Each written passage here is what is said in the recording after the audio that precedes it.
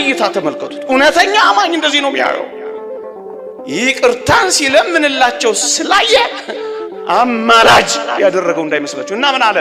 ጌታ ሆይ በመንግስት በመጣ ጊዜ ምን በለኝ አሳስብልኝ አይደለም ያለው፣ ምን በለኝ።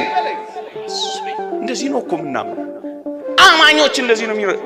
ኢየሱስ ክርስቶስ በሐሙስ ምሽት የሐዋርያቱን እግር ሲያጥብ ስላየው ነው እንዴ ይሁዳ ባሪያ አድርጎ ይሸጠው ይላል።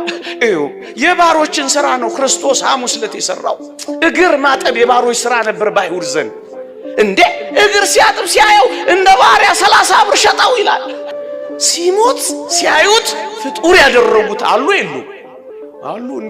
እንዴት የሞተ ታመልካላችሁ የሚሉን አሉ። አልገባቸው።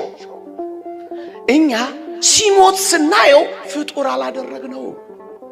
መከራ ሲቀበል ስናየው ከመላእክት አላሳነስነው።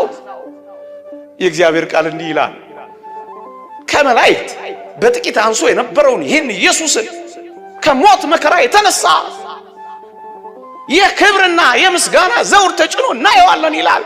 ከሞት መከራ የተነሳ የተዋረደ ነው አንለው። ሲለምን ስናየው አማላጅ አናደርገው። ምክንያቱም ዓለም ሳይፈጠር በነበረው ክብሬ ግለጠኝ ብሏል። አሁን የከበረው ዓለም ሳይፈጠር በነበረው ክብሩ ነው።